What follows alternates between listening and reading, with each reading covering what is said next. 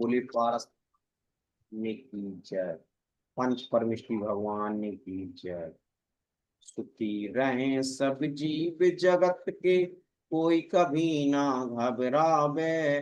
पैर पापे अभिमान छोड़, जग नित्य नए मंगल गावे। घर घर चर्चा रहे धर्म की, दुष्कृत दुष्कर हो जावे। ज्ञान चरित उन्नत करे, अपना मनुज जन्म फल सब पावे। इसी मंगल पंक्तियों के वाचन के साथ आज के सत्र को आगे बढ़ाने के लिए मैं सम्मानीय सबसे अनुरोध करूंगा कि वो आज के सत्र को आगे बढ़ा समझ। बहुत बहुत धन्यवाद नीरज जी। माँ सरस्वती का नाम लेके आज का सत्र शुरू करते हैं। कैसे हैं आप सब? जय जिनेन्द्र। कोई जवाब ही नहीं दे रहा है। कैसे हैं आप सब? मजे में? ठीक है सर। बहुत दिनों के बाद आपसे मुलाकात की है। बीच में आपकी दूसरी ट्रेनिंग आ गई थी। पिछले गुरुवार को लाइट्स नहीं थी, इसलिए हम जुड़ नहीं पाए। सही है। चलो, बीच में जो ट्रेनिंग में आप गए, जो ट्रेनिंग आपकी हुई, क्या सीखा उसमें? कौन बता पाएगा?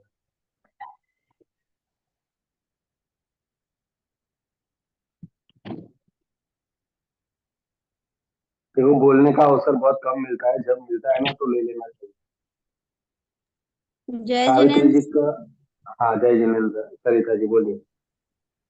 हम वहाँ ट्रेनिंग में सीखे सर, वैभव सर से सीखे कि अभिनय करके मतलब बच्चों को कैसे पढ़ाना है, और कविता चाहे कहानी जो भी है बच्चा को अभिनय करके सिखाना है। और पिनाची मैम से सीखे टीएलएम बनाना और बच्चों को पढ़ाने के तरीके। उससे आपको फायदा हुआ? जी, पहले तो हम ऐसे नहीं करते थे, पढ़ाते थे, लेकिन इससे हमको बहुत फायदा हुआ। बच्चे बहुत खुश होते हैं, ऐसे पढ़ाने से बहुत दिनों तक याद भी रहता है अभिनय करके पढ़ाने से। वेरी गुड, बहुत अच्छे। चलो, आप लोगों ने ट्रेनिंग अच्छा लिया है। और बाकी सब कुछ बोलना चाहेंगे? सरिता जी ने जो बोला उसमें कुछ ऐड करना चाहेंगे? आप सबने लिखी ना ट्रेनिंग?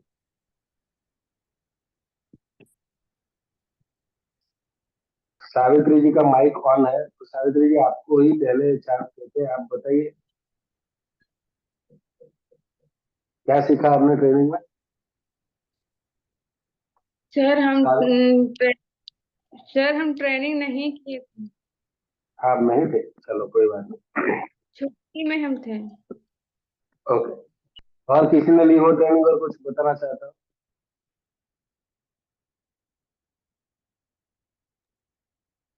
जय जिनेन्द्र सर।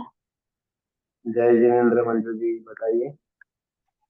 इसमें डर भी दूर मतलब हो जाएगा। जैसे नाटक के द्वारा, कहानी के द्वारा बच्चों को ये करके न, जैसे स्वच्छता अभियान के नाटक किए थे तो उसको बता के हम लोग को डर भी दूर हुआ। और बच्चों को समूह के द्वारा भी बच्चों को ये कहानी और नाटक ये अभिनय करके बताएंगे तो बच्चा जैसे घर से नहीं आता है तो बच्चा आ जाएगा, घर में बताएगा बच्चों को। मम्मी पापा भी बताएंगे, बोला मेरी मैडम ऐसे पढ़ाती है मम्मी ऐसे, फिर अपना अगला बच्चा को भी बताएगा तो वो बच्चा भी आएगा और फिर हम लोग को जो डर था वो थोड़ा दूर हो गया। बहुत बढ़िया, बहुत अच्छे। ओके, तो आपने बीच में ट्रेनिंग ली और पिछले गुरुवार को लाइट्स नहीं थी, इसलिए कंटिन्यू नहीं कर पाए, तो थोड़ा गैप आ चुका है। पर इस गैप के दौरान भी आपको जो मैंने पहले सिखाया था, इफेक्टिव पब्लिक स्पीकिंग, ठीक है, तो उसका कुछ याद है आपको या सब भूल गए आप? 1 मिनट फॉर्मूला जो मैंने सिखाया था, कोई बता सकता है वो क्या है? 8 मिनट का फॉर्मूला एक सिखाया था, बहुत जय इजी जिनेन्द्र है। जय जिनेन्द्र बताइए। Sir. 8 minute formula sir. Yes. Sir 2 minute का पहले वीडियो बनाना, उसके बाद दो 2 मिनट में उसको सिर्फ ऑडियो सुनना है। उसका फिर ऑडियो को बंद करके सिर्फ वीडियो देखना है, फिर 2 मिनट, और फिर उसको 2 मिनट का रिव्यू करके उसको फिर से सुधार करके बनाना। वेरी गुड धनंजय जी। पर पहले 2 मिनट का अपना वीडियो बना लिया, उसके बाद जो ऑडियो सुनते हैं ना वीडियो बंद करके, उस ऑडियो में क्या सुनते क्या है?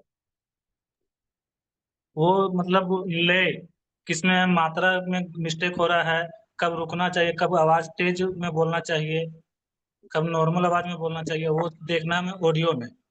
और वीडियो में देखना है कि मेरा बॉडी पोस्चर कैसा है, कौन आई कांटेक्ट कैसा हो रहा है, और हाँ, मतलब हाथ का मूवमेंट कैसा हो रहा है। जी। ठीक है, बहुत बढ़िया बहुत बढ़िया धनंजय। आप सबको भी ये मालूम था ना, बीच में अगर गैप भी आ जाए ना तो सब कुछ मालूम होना चाहिए, तो वही हम आगे काम कर सकते हैं। चलिए, तो जो पिछली बातें थी वो हम सीख रहे थे इफेक्टिव पब्लिक स्पीकिंग, पर आज जो हमें सीखना है, क्योंकि आधा काम हमारा हो चुका है, आधा काम बाकी। 3 हमारे सेमिनार हो चुके हैं, आगे के 3 वेबिनार बाकी है, ये चौथा है। तो अब हमें दूसरे सब्जेक्ट पे जाना पड़ेगा, जिस सब्जेक्ट का नाम है एंकरिंग। ठीक है, तो आप में से कितने लोगों ने पहले एंकरिंग किया है कहीं ना कहीं? कोई है जिसने कोई किसी भी प्रोग्राम में एंकरिंग किया हो?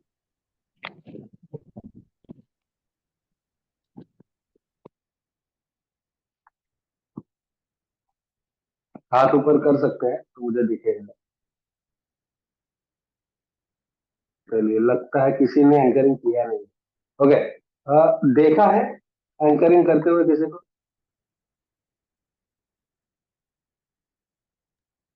जी सर। किसी ने देख, हाँ, धनंजय जी ने देखा है, और किसी ने? और सर 15 अगस्त और 26 जनवरी और एनुअल फंक्शन में किए हुए भी है स्कूल में, जब से पढ़ाने जा रहे थे तब से। Very good. तो आपने तो किया हुआ भी है 15 अगस्त और 26 जनवरी। और किसी ने देखा हो ऐसा, कहीं ना कहीं कोई प्रोग्राम में गए हो आप और वहां कोई एंकरिंग कर रहा हो, ऐसा देखा भी नहीं है?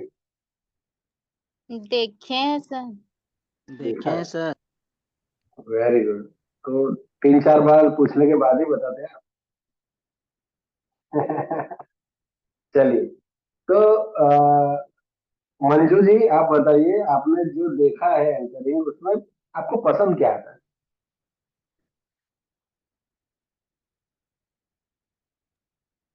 वो जो बोल रहे थे वो, और जो उनका जो बॉडी लैंग्वेज था वो, और आई कांटेक्ट ये। हम्म, और संजय जी आप बताइए, आपको जी क्या सर। पसंद है? जज एंकरिंग अगर आपने देखा है तो उसमें से आपको पसंद क्या आया? सर बोलने का तरीका सर, वेरी गुड। और फिर और समय समय पर ऐसे बातें बोल देता है जिससे सभी दर्शक मंत्रमुग्ध हो जाते हैं। जैसे शायरी वगैरह बोलता है, अच्छी अच्छी बातें बोलता है, और सभी सभी दर्शकों के ऊपर उसका आई कांटेक्ट रहता है। ग्रेट। चलिए, तो आज हम सीखेंगे एंकरिंग, ठीक है? तो सबसे पहले तो एंकरिंग क्या होता है उसके बारे में बात करते हैं। कोई बता पाएगा एंकरिंग क्या होता है? किसे कहते हैं एंकरिंग?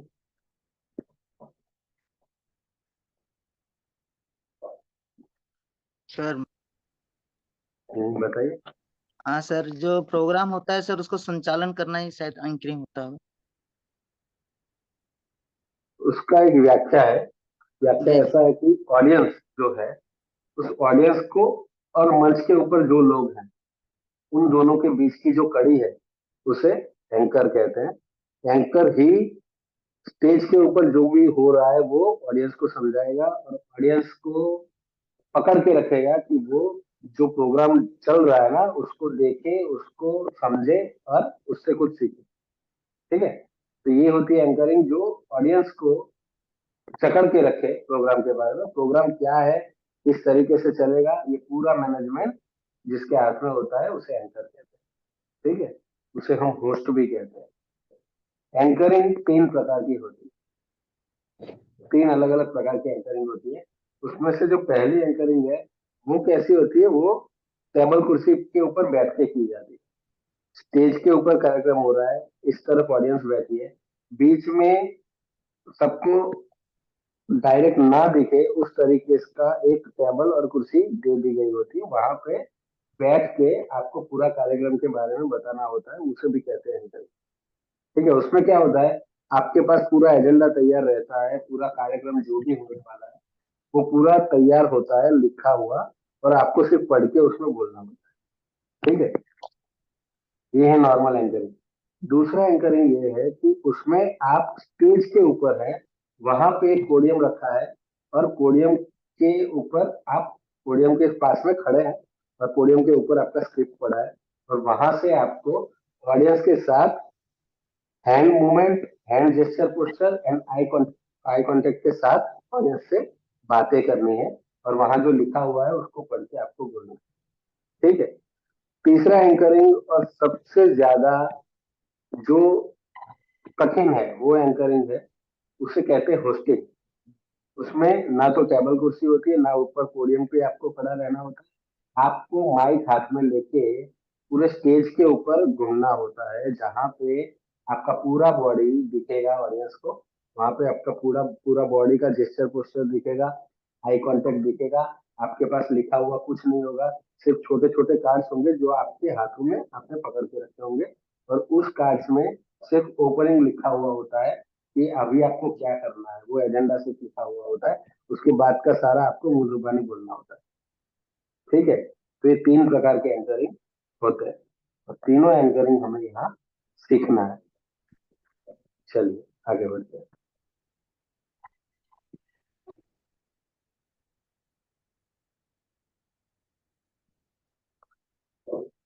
ठीक है, ये देखिए, ये एंकरिंग जो है वो तीसरी प्रकार का जो बोला था, इस ये तो ना तो टेबल कुर्सी पे बैठा है, ना ये पोडियम पे खड़ा है, ये जो एंकर है वो ऑडियंस से डायरेक्ट गुफ्तगू कर रहा है, सीधा आई कांटेक्ट कर रहा है, सीधी बात है।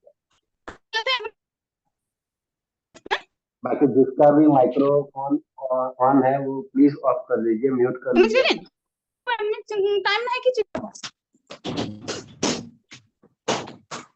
मुझे देखना पड़ेगा। चलिए, अच्छा सबने म्यूट कर दिया, आपने म्यूट ही रखना प्लीज। एक सरिता जी म्यूट नहीं है, सरिता जी अगर आप मुझे सुन रहे हैं तो अपने आप को म्यूट कर लीजिए प्लीज। ओके, तो ये है एंकरिंग। आसन जो मैंने पहले बोला था कि अगर एक ही आसन पर बैठ के आप काम करोगे बहुत बढ़िया रहेगा, तो करना ना करना वो आपके ऊपर, सिखाना मेरे ऊपर। ठीक है, चलिए, मंच संचालन होता क्या है। मंच संचालन में जो मुख्य बातें होती है ना, वो मैंने यहाँ पे रखी है। देखिए, सबसे पहले होता है मुख्य मुख्य अतिथि का स्वागत। किसी भी प्रोग्राम में आप जाओ, कोई भी प्रोग्राम के लिए आपको कॉल आए कि आपको एंकरिंग करना है या फिर आपकी स्कूल में करना है, तो सबसे पहले आप मैनेजमेंट से पूरा एजेंडा मांगेंगे कि कौन मुख्य अतिथि, कौन आने वाला है, किस प्रकार का प्रोग्राम होने वाला है, कितने घंटे ये प्रोग्राम चलेगा, कितने लोग आएंगे, ऑडियंस में कौन कौन लोग बैठेंगे, ये सारी चीजें आपको मालूम होनी चाहिए। ठीक है, प्रोग्राम का पूरा एजेंडा आपने ले लिया, उसके बाद आपको अपने हाथों से एक एजेंडा बनाना है जो आपको बोलना है। ठीक है, तो अगर लिखा हुआ पूरा आपके हाथ में होगा तो कॉन्फिडेंस बहुत बढ़ेगा, आप बहुत अच्छे तरीके से मंच संचालन कर पाएंगे, एंकरिंग कर पाएंगे। ठीक है, तो सबसे पहले है मुख्य अतिथि का स्वागत। तो जब मुख्य अतिथि का स्वागत हम करते हैं ना, तो एकदम नॉर्मल शब्दों से नहीं करना, जिस तरीके से हम किसी दोस्तों को मिलते हैं और दोस्त के साथ बात करते हैं या किसी फैमिली मेंबर्स के साथ बात करते हैं, उस तरीके से बात नहीं करनी। उस वक्त हमें अलंकारिक शब्दों का प्रयोग करना है, जो ऑडियंस के में जितने भी लोग बैठे हैं ना, उनको भी सुनने में बहुत अच्छे लगे, और जो मुख्य अतिथि है उनको भी सुनने में अच्छे लगे। उनकी तारीफों में कुछ बोलना होता है जब उनका स्वागत किया जाए। ठीक है, तो जब खुद की तारीफ हो रही हो ना, तो उनका भी कॉन्फिडेंस अप होता है, वो स्टेज पे जब आते हैं तब वो खुश मुद्रा में होता है, और अच्छे तरीके से मुख्य अतिथि है उनका स्वागत अगर किया जाए तो वो खुश भी होता है, और ऑडियंस को भी मुद्रा। उसके बाद होती है ईश्वर वंदना। ईश्वर वंदना के लिए भी हमें पूर्णतः तैयार होना चाहिए। हमें खुद को 4-5 अलग अलग ईश्वर वंदना हमें याद होनी चाहिए मूल रूप में। क्योंकि कभी भी क्या होता है, कुछ जगह पे चलो हम टैप से बजा लेते हैं, कैसेट से बजा लेते हैं, सीडी से बजा लेंगे, पेन ड्राइव से बजा लेंगे, पर मान लो उसी वक्त कुछ बिगड़ गया या पेन ड्राइव काम नहीं कर रही है, लाइट चली गई, तब ईश्वर वंदना अगर करनी है, टाइम जा रहा है, टाइम को बचाना है, तो अगर ईश्वर वंदना आपको मूल्यवानी होगी 4-5 अलग अलग, तो आप उसे बोल सकते हो। ठीक है। उसके बाद दीप प्रज्वलन की पूरी व्यवस्था प्रोग्राम शुरू होने से पहले हुई या नहीं हुई, वो भी हमें देख के रखना है और सब कुछ तैयार रखना है। उसके बाद दीप प्रज्वलन के लिए जो भी मुख्य अतिथि है और जो भी प्रमुख है, यानी कि प्रेसिडेंट, वाइस प्रेसिडेंट, सेक्रेटरी, जो भी है मैनेजमेंट के, उन सबको बुलाना है और उनसे दीप प्रज्वलन करना है। आपने पहले से ही मैनेजमेंट को पूछ के रखना है कि दीप प्रज्वलन किस किस से करवाना है। कई बार क्या होता है, ऑडियंस में फर्स्ट रो में कुछ लोग बैठे होते हैं जिनको स्टेज पे स्थान नहीं दिया गया होता है, पर वो भी इतने ही लायक होते हैं, इसलिए उनको भी स्टेज पे बुलाना जरूरी है दीप प्रज्वलन के वक्त। तो पहले पूरा लिस्ट हमें ले लेना। ठीक है। चौथा है जो ध्यान में रखने की बात है, वो है बातचीत कौशल। सबसे ज्यादा जरूरी एक एंकर के लिए, यानी मंच संचालक के लिए सबसे ज्यादा जरूरी है, वो है बातचीत कौशल। आप जब बातचीत करते हैं तो कोई दोस्त बात कर रहा है या हम फैमिली मेंबर्स के साथ बात कर रहे हैं, ऐसा नहीं लगना। ऑडियंस को लगना चाहिए कि हम जो बोल रहे हैं ना, उससे कुछ अलग ही ये बोल रहा है, बहुत ही बेहतरीन बोल रहा है, इतना अच्छा बोल रहा है कि बोलते ही जाए और हम सुनते ही जाए। ऐसे अलंकारिक शब्दों का प्रयोग हमें करना है, उस तरीके से हमें हमारी बात रखनी है कि लोगों को ऐसा लगे कि मेरे कानों में शहद डाला जा रहा है। ठीक है। तो इस तरीके से हमें बातचीत कौशल को बढ़ाना है। और ये बातचीत कौशल किस तरीके से बढ़ेगा? Practice practice and practice. आईने के सामने खड़े हो जाइए, पहले लिखिए, उसके बाद उसको पठन कीजिए, बोलिए, उसके बाद मुंह जुबानी याद करके स्क्रिप्ट को बाजू में रख के बोलने की कोशिश कीजिए। धीरे धीरे जैसे जैसे जैसे प्रैक्टिस होती जाएगी, आपकी बातचीत कौशल बढ़ती जाएगी। आर्टिस्ट के बारे में यूनिक परिचय दें। जो भी आर्टिस्ट स्टेज पे आने वाला है, कोई अपना कला है उसका प्रदर्शन करने के लिए, तो वो जब स्टेज पे उसको बुलाना होता है तो एक यूनिक परिचय उसका देना। हमें सिर्फ ऐसा नहीं बोलना है कि सो एंड सो व्यक्ति आएंगे अब स्टेज के ऊपर आके गाना गाएंगे, इस तरीके से नहीं। उन्होंने पहले कितने गाने गाए हुए हैं, उनकी आवाज कितनी अच्छी है, कितनी जगह पे उन्होंने काम किया हुआ है, ये सारी बातें हमें बता के यूनिक परिचय देना है, अलंकारिक भाषा में देना है, जिससे ऑडियंस जकड़ी रहे, ऑडियंस को लगे कि ना ये बहुत ही अच्छा आर्टिस्ट आ रहा है, तो उसको सुनने के लिए भी उनके अंदर एक इच्छा जागनी चाहिए। और जब आर्टिस्ट ऊपर आए तो उसको भी कॉन्फिडेंस बिल्डअप होना चाहिए। तो ये भी करने की जिम्मेदारी मंच संचालक की ही होती है, यानी कि एंकर की ही होती है। मुक्तक, शायरी और कहानी, ये 3 चीजें एंकर के लिए बहुत जरूरी है। आपके पास कम से कम 10 से 15 कहानियां, 20 से 25 शायरी और 20 से 25 मुक्तक, इतना आपके पास होना ही चाहिए। आपकी डायरी में ये सब लिखा हुआ होना चाहिए कि कभी भी आपको इनका यूज करने की जरूरत पड़े तो आप मुंह जुबानी भी इन तीनों को बोल सकें। कहानी, शायरी और मुक्तक, ये बहुत जरूरी है, क्योंकि कभी भी कहीं पे भी इसका इस्तेमाल करना बहुत जरूरी हो जाता है। जब आपको लगे ऑडियंस के अंदर जो लोग बैठे हैं, वो लोग जो प्रोग्राम हो रहा है ना उससे डिस्कनेक्ट हो रहा है, अंदर अंदर मोबाइल में घुसे हुए हैं या किसी से बात कर रहे हैं, या उनके फेस पे दिख रहा है कि उनके कोई चिंता है, कहीं पे जाना है, उनको जल्दी दिख रही है, तो ऐसा कुछ भी बॉडी लैंग्वेज आपको ऑडियंस पे दिखे, तो उसी वक्त आपको कहानी, शायरी या मुक्तक ये कुछ ना कुछ डालना है और ऑडियंस को वापस से हमारे साथ कनेक्ट करना है। तो ही ऑडियंस पूरा प्रोग्राम देखेगी, वरना ऑडियंस डिस्कनेक्ट हो जाएगी तो प्रोग्राम छोड़ के चले जाएगी। इसलिए आप सबके पास मुक्तक, शायरी और कहानी, मैंने बोला उस तरीके से 15-20 होनी ही चाहिए और मुंह जुबानी होनी चाहिए। ठीक है। उसके बाद सबसे जरूरी चीज है, कोई कभी भी कोई गलत शब्दों का प्रयोग ना करे। भूल से भी कोई भी ऐसे शब्दों का प्रयोग ना करे जिससे कोई राजकीय, धार्मिक या सामाजिक संस्थाएं हैं या कोई भी व्यक्ति है उनको, उनकी भावनाओं को ठेस पहुंचे। कभी भी नहीं बोलो, कभी भी किसी इंडिविजुअल का भी हमें मजाक नहीं करना। हम जब भी बोलेंगे सबके लिए बोलेंगे, और जो भी बोलेंगे सिर्फ अच्छा ही। कोई गलत शब्दों का प्रयोग हमें स्टेज के ऊपर से नहीं करना है। तो हमेशा ध्यान रखिए, किसी भी राजकीय, धार्मिक और सामाजिक बाबतों के ऊपर हमें नहीं बोलना। ठीक है, तो जो अब तक मैंने सिखाया उसके अंदर आपको कोई क्वेश्चन हो तो आप पूछ सकते हैं। कोई पूछना चाहता है अब तक जो सिखाया? सर मुक्तक मतलब क्या होता है? मुक्तक यानी कोई एक लाइन का शब्द, यानी एक लाइन, जैसे कोई अच्छी लाइन होती है ना, उसे थॉट्स कहते हैं, सुविचार। ठीक है, हाँ। जी सर।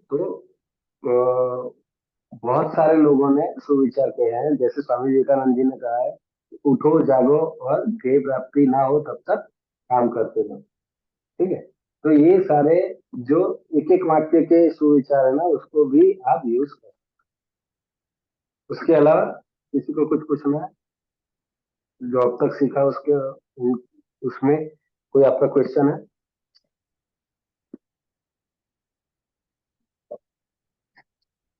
चलिए, तो फिर आगे बढ़ते हैं।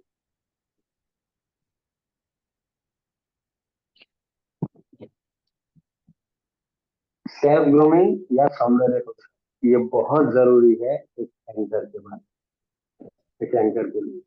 क्योंकि आप जब स्टेज के ऊपर जाएंगे, हजारों लोग आपको देखेंगे, सबकी आंखें आपके सामने होंगी, तो आप अच्छे दिखने चाहिए। ठीक है, तो अच्छे दिखने के लिए क्या करना है?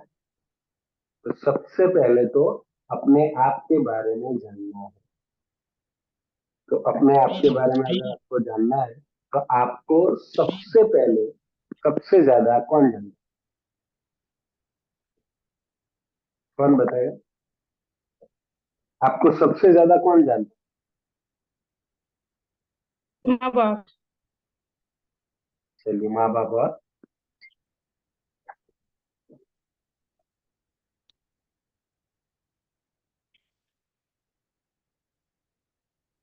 स्वयं खुद अपने आप को जान। वेरी गुड धनंजय जी। माँ बाप तो हमें जानते ही हैं, भाई बहन भी हमें जानते हैं, पर सबसे ज्यादा अगर कोई अपने आप को जानता है तो वो है हम खुद। क्योंकि हमारे अंदर जो भी खामियां है ना, वो हमें जितना पता होता ही है वो किसी और को नहीं होती, पर हम अपने आप से कभी पूछते भी नहीं। तो सबसे पहले सेल्फ ग्रूमिंग आपको करना है, तो सबसे पहले अपने आप से आपको पूछना है, आईने के सामने खड़े होकर, कि क्या क्या कमियां हैं जिसको हम दूर कर सकते हैं। तो आपके अंदर से ही आपको जवाब मिलते जाएंगे। उन कमियों को सबसे पहले दूर कीजिए। उसके बाद आपके भाई बहन जो आपके सबसे ज्यादा करीब है, उनसे आपको पूछना है कि क्या करूं तो मैं, सावित्री जी प्लीज अपने आप को म्यूट कर लीजिए। क्या करूं तो मैं अभी जो दिख रहा हूँ उससे अच्छा, ज्यादा अच्छा दिखूं, मेरे के अंदर क्या क्या कमियां हैं जो मुझे दूर करनी है। तो सबसे पहले अपने आप को पूछिए, फिर भाई बहन को पूछिए, उसके बाद आपके मम्मी पापा को पूछिए, और उसके बाद आपके दोस्तों को भी पूछिए। इन सबसे पूछिए, जो भी लोग जो भी सजेशन आपको दे रहे हैं उन सजेशन को लिखिए और उसके ऊपर काम कीजिए। क्योंकि अगर आपको अपने आप का ग्रूमिंग करना है तो यही जो लोग हैं वही आपको अच्छे तरीके से समझते हैं और वही चाहते हैं कि आप प्रगति करें। ठीक है, तो उन लोगों से पूछिए और वो जो भी कहते हैं उस तरीके से काम कर कीजिए, बहुत ही बढ़िया काम है। चलिए, दूसरा है अपनी वैल्यू को, खुद की वैल्यू करना बहुत जरूरी है। मैंने देखा है लोग अपने आप की वैल्यू नहीं करते। आप अपनी फैमिली के लिए जितना करते हैं ना वो खुद के लिए नहीं करते। दुनिया का हर एक बंदा ऐसा ही होता है, अपने फैमिली के लिए सोचता है पहले और अपने बारे में बाद में सोचता है। पर अगर आपको एंकर बनना है तो खुद की वैल्यू करनी बहुत जरूरी है। आप अगर अपने आप की वैल्यू करेंगे तो लोग आपकी वैल्यू करेंगे, वरना नहीं करेंगे। ठीक है, तो अपने आप की वैल्यू अगर आप करेंगे तो ही आपको इच्छा होगी बन सवर के रहने की, तो ही आपको इच्छा होगी अच्छे अच्छे कपड़े पहनने की, तो ही आपको इच्छा होगी बाल बनाने की, शेविंग करने की, या अगर बहनें हैं तो उनको भी बाल बनाने की या थोड़ा माइल्ड मेकअप करने की इच्छा होगी, अच्छे कपड़े पहनने की इच्छा होगी। कब होगी? जब आप अपने बारे में सोचेंगे तब। ठीक है, तो अगर इतने सारे लोगों के सामने आपको आके बोलना है तो एक माइल्ड मेकअप भी होना चाहिए आपके फेस पे, अच्छे कपड़े पहने हुए होने चाहिए, बाल ठीक से बनाए हुए होने चाहिए, और एक आकर्षक व्यक्तित्व होना चाहिए जिसको लोग देखना पसंद करें, जिसको लोग सुनना पसंद करें। आप देखना, वैसे लोग जो बहुत अच्छे दिखते हो वो जब बोलते हैं और उनकी आवाज भी अच्छी है तो आपको अपनी ओर आकर्षित करते हैं, आपको इच्छा होती है उनको सुनने की। ठीक है, तो इसके लिए हमें सेल्फ ग्रूमिंग करना। और जो मैंने कपड़ों की बात की, तो कपड़े ऐसे नहीं कि ब्रांडेड ही कपड़े चाहिए, हजारों रुपए के कपड़े लाओ, ऐसा नहीं। कपड़े आपको सूट हो उस तरीके के पहनिए, साफ सुथरे इस्त्री वाले कपड़े पहनिए, ब्रांडिंग की जरूरत नहीं है। आपको खुद को ऐसा लगना चाहिए कि नहीं, मैं बहुत बेहतरीन कपड़े पहन रहा हूँ, लोगों को ये अच्छे लग रहे हैं। आपके अंदर एक कॉन्फिडेंस होना चाहिए। ठीक है, तीसरा है आत्मविश्वास। कॉन्फिडेंस बहुत बड़ी चीज है जो आपको एक बहुत ही बड़ा और कामयाब एंकर बना सकती है। जितना आत्मविश्वास आपके अंदर होगा उतना ही अच्छे तरीके से आप अपने आप को प्रेजेंट कर सकेंगे दूसरे के सामने, उस उतने ही अच्छे से आप अपनी बातों को रख सकेंगे लोगों के सामने, और लोग भी उसे सुनना पसंद करेंगे अगर आपके अंदर आत्मविश्वास होगा। और आत्मविश्वास किस तरीके से बढ़ेगा? आत्मविश्वास बढ़ाने के लिए पहले 2 पॉइंट है, उस 2 पॉइंट पे आपने काम कर लिया तो आत्मविश्वास तीसरे पॉइंट पे बढ़ ही जाएगा। अगर आपने अपने बारे में जान लिया और जो भी खामियां हैं उसको दूर करने का काम शुरू कर लिया है, उसके बाद आपने अपने आप की वैल्यू की है, तो तीसरा जो है आत्मविश्वास, वो अपने व्यक्तित्व में विकास, कि खुद के व्यक्तित्व में विकास अपने आप आएगा, आपको लाने की जरूरत नहीं होगी अगर पहले 3 पॉइंट आपने कर लिया। ठीक है, बातचीत का कौशल किस तरीके से आएगा? बातचीत का कौशल प्रैक्टिस, प्रैक्टिस एंड प्रैक्टिस। घर के अंदर दोस्तों के साथ, फैमिली मेंबर्स के साथ भी जब बात कीजिए, अच्छे शब्दों का प्रयोग करना शुरू कीजिए, अलंकारिक शब्दों को उस आपके वाक्य रचना में डालना शुरू कीजिए, जिससे लोगों को आपके सुनने में बहुत मजा आएगा। वही सामने से बोलेंगे कि तू बोलता जा, सुन रहा, मजा आ रहा है। ठीक है, सबसे अलग तरीके से रहना। अभी क्या होता है, कहीं पे अगर एज अ एंकर आप जा रहे हैं तो वहां पे 7 बजे का प्रोग्राम है जो 7 बजे शुरू होने वाला है, तो आपको क्या करना है, 6:30 बजे पहुंचना है। जब 2 या 3 लोग ही आए होंगे और ज्यादा लोग नहीं होंगे, आपको बैक स्टेज पे चले जाना है, स्टेज जहाँ पे है उसके पीछे चले जाना है और आपको अपनी तैयारियों में लग जाना है। ऑडियंस में जो आ रहा है उससे मिलना नहीं है, उनको बोलना नहीं है कि मैं ही एंकरिंग कर रहा हूँ। उससे क्या होगा, आप में और उनमें कोई फर्क नहीं है। वो पहले से आपको मिल लिए, ठीक है, तो आपको आपका सुनने में भी उनको इतना इंटरेस्ट नहीं होता। आपको क्या करना है, स्टेज के पीछे ही रहना है, सब लोग आ जाए, प्रोग्राम शुरू होने वाला है, तब आप स्टेज के ऊपर एंट्री लीजिए और उस वक्त लोगों को पता चलने दीजिए कि आप एंकरिंग करने वाले हैं। तो आप और वहाँ जो ऑडियंस है और आप, उन दोनों में से थोड़ा फर्क दिखेगा। ठीक है, तो वो फर्क धीरे धीरे हमें बढ़ाना है। क्योंकि अगर आप भी एज अ ऑडियंस की तरीके से बैठेंगे, यानी कि ऑडियंस के बीच में ही चले जाएंगे, तो स्टेज और ऑडियंस के बीच की जो आप कड़ी है ना, वो काम ठीक से नहीं कर पाएंगे, कि लोग आपको यूजुअल लेंगे। वो बोलते हैं ना, घर की मुर्गी बाहर बढ़ाओ, तो वैसा हो जाएगा। वैसा ना हो, इसलिए हमें आधा घंटा पहले जाना है और लोगों से थोड़ी दूरी बनाए रखनी है। हाँ, प्रोग्राम के दरमियान, प्रोग्राम खत्म होने के बाद आप सबसे मिल सकते हैं कहीं पे भी जाके। तो प्रोग्राम शुरू होने से पहले आपको सबसे थोड़ा अलग रहना है। आपके कपड़े भी उस तरीके के होने चाहिए जो ऑडियंस में किसी ने नहीं किया। ठीक है, अगर आप जेंट्स है तो कुर्ता पैजामा मस्त एम्ब्रॉयडरी वाला हो तो बहुत बेहतरीन लगेगा। अगर आप ब्लेजर पहनना चाहे, आप ऐसे ये ओवर कोटी पहनना चाहे तो पहन सकते हैं, बहुत अच्छा लगेगा। तो ऑडियंस के अंदर कोई आया होगा, उन्होंने ऐसे कपड़े नहीं पहने होंगे तो उनसे आप उस तरीके से भी अलग रहेंगे। अगर बहने हैं तो वो एक अच्छी सी साड़ी पहन लीजिए, अच्छा सा सूट डाल लीजिए, बहुत बेहतरीन लगेगा। तो ऑडियंस में जो लोग हैं वो लोग जो साड़ी पहनते हैं और आप जो पहनते हैं उसमें फर्क दिखना चाहिए। आप उस तरीके से कोई साड़ी पहननी है आपको जो लोग देखना पसंद करते हैं। यानी कि शादी वगैरह में आप जाते हैं ना, तब जो आप भारी यानी महंगी वाली साड़ी जो पहनते हैं ना, वो जो थोड़ी मोटी होती है, वो इस्त्री की हुई दिखती है उसका, वैसी साड़ी पहन सकते हैं। या फिर एक अच्छा सा सलवार कमीज पहन सकते हैं जो दूसरों से थोड़ा अलग, कलर उसका थोड़ा वैसा होना चाहिए जिसके सामने सबकी आंखें आकर्षित हो। तो वैसे कपड़े भी आप पहन सकते हैं जिससे आप लोगों से अलग दिखें। ठीक है, उसके बाद अपने आप के बारे में जानकारी लें।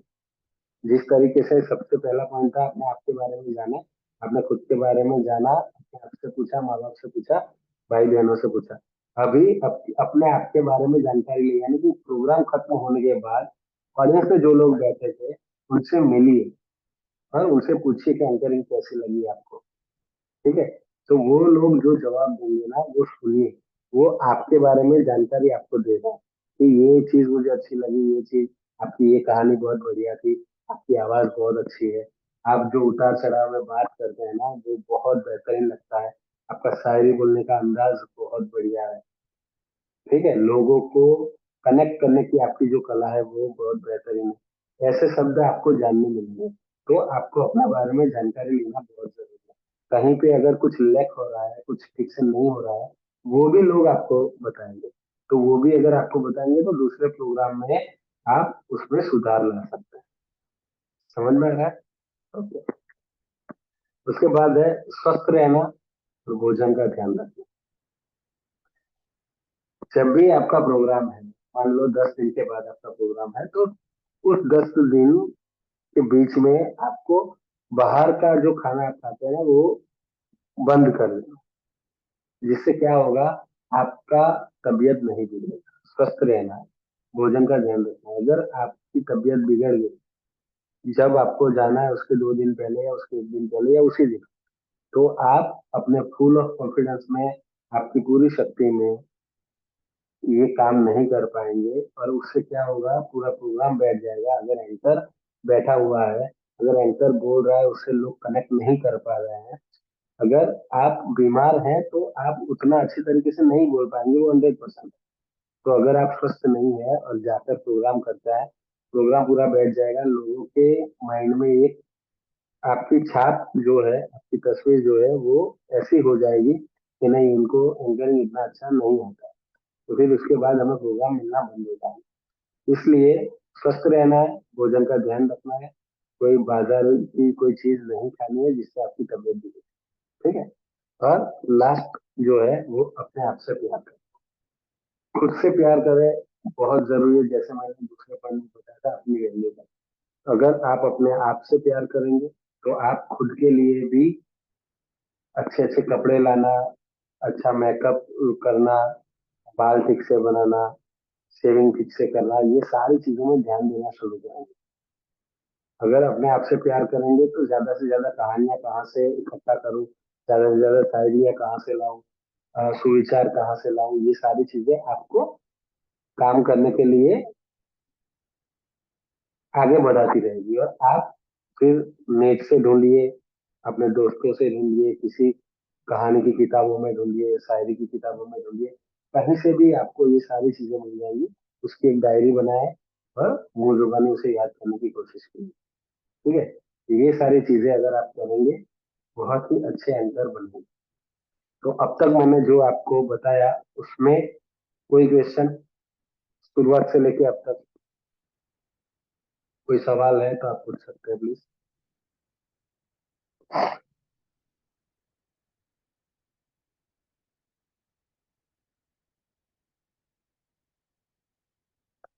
कोई कुछ बोल ही नहीं रहा।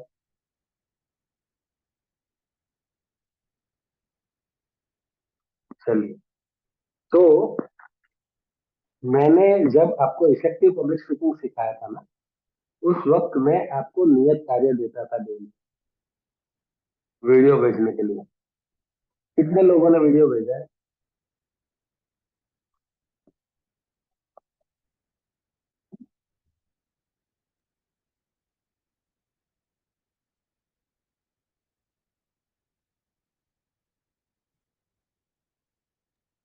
भेजे हैं सर। धनंजय जी ने भेजा है, पता है मुझे। और किसी ने? जी सर, हम भी भेजे हैं। मंजू जी ने भेजा है। कितने भेजे मंजू जी आपने वीडियो? सर, कितने वीडियो भेजे थे आपने?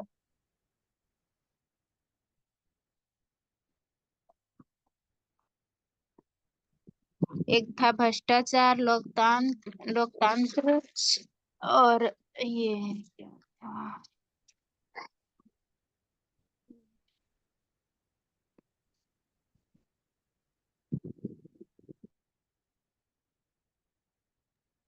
बाकी जिन लोगों ने नहीं भेजे वो लोग कुछ कहना चाहेंगे क्यों नहीं भेजे? कोई चार आपका जय सर, बहाना? एक था महिला सशक्तिकरण का था हम्म, और एक था लोकतंत्र वाला था। हम्म, सोशल मीडिया था सर। Very good. उससे विषय नहीं जानना है मुझे, मुझे ये जानना है कि आप में से बहुत सारे लोगों ने एक भी वीडियो नहीं भेजा। क्यों नहीं भेजा? जय सर। सर हम भी भेजे हैं। कौन ऐसा है जिन्होंने एक भी वीडियो नहीं भेजा? 8 को मिला था। एक एक युवा भी और वीडियो ना सोशल भेजा, मीडिया। एक भी वीडियो ना भेजा हो ऐसा कोई है? मुझे पता है कौन।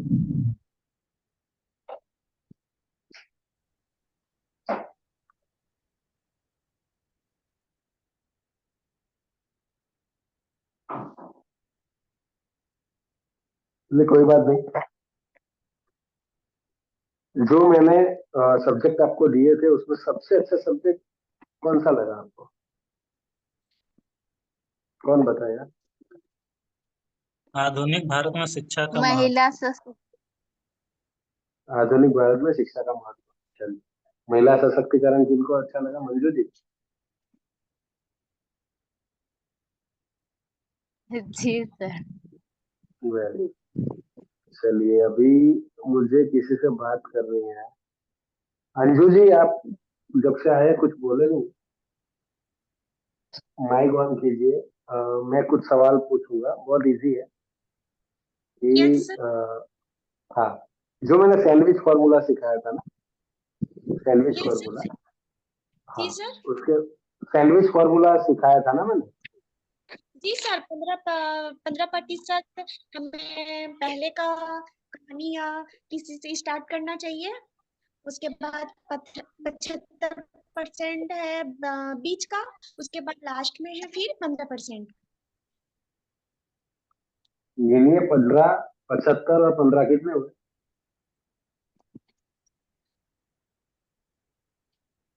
सर 70% सर बीच का और लास्ट का 15। ओपनिंग कंफ्यूजिंग जो है। 15% है वो किस तरीके से कर सकते हैं? ओपनिंग जो 15% है उसमें क्या डालना है हमें? इसमें ओपनिंग, यस सर। ओपनिंग जो 15% है ना, उसमें जी सर। हम किस तरीके से शुरुआत करनी है हमें? उसमें से हमें पहले किसी कहानी या शायरी से हमें स्टार्टिंग करनी है सर। गुड। उसके बाद का जो 70% है वो हमको मूल चीज बोलना है, जिस चीज के बारे में हम करेंगे, मतलब जिस चीज जो हमारा टॉपिक रहेगा। और लास्ट का जो है वो सर जो लास्ट का है वो भी हमको अंत करना है, यानी कि सुझाव देना है, मतलब वो भी हमको कोई कहानी या कोई शायर से ही अंतिम करना है सर। कहानी या शायरी से हम अर्निंग कर सकते हैं, पर आखिर के जो 15% है ना, सब लोग सीख लो, सुन लो। आखिर के सर 15% है, उसमें आपने जो बीच का 70% था, ये उसमें सर जो भी आपने बोला है उसको संक्षिप्त में, यानी कि एक सार देना है आपको पिछले आखिरी 15% में। ठीक है, उसमें आप एक लाइन में पूरा जो 70% जो आप बोले थे ना, ये सर संक्षिप्त में उसको बोलना है, उसका सार देना है। और कहानी या शायरी या सुवाक्य सुविचार जो भी आप बोल रहे हैं ना, वो आपके ये सर विषय से कनेक्टेड होना चाहिए। जी सर, हमारा जो कनेक्टेड अगर, कनेक्टेड होना चाहिए। हाँ, अगर विषय से कनेक्टेड नहीं होगा तो लोगों को मजा नहीं आएगा, वो कनेक्ट नहीं कर जी सर। पाए। ठीक, तो ये था सैंडविच फॉर्मूला। जी सर। तो ये कहानियां, ये शायरी, ये सुवाक्य, ये सब कहाँ से लाएंगे आप? सर हम गूगल से, व्हाट्सएप से, यूट्यूब वगैरह इसका सहारा हम लोग ले सकते हैं, नेट का। Very good. चलिए अब किससे बात करें अपने, मीनू जी से बात करें। मीनू जी, आप बताइए, बीच का जो 70% है ना, मान लीजिए अटल जी के बारे में एक विषय दिया गया, जी ठीक है, सर। तो उनके बारे में अगर जानना है बीच का 70%, तो कैसे जानेंगे हम, क्या करेंगे उसके लिए? सर उसके लिए हमें जैसे कि उसकी जीव पहले कहाँ वे पैदा हुए थे उसके बारे में विस्तार पूर्वक हमें बताना है।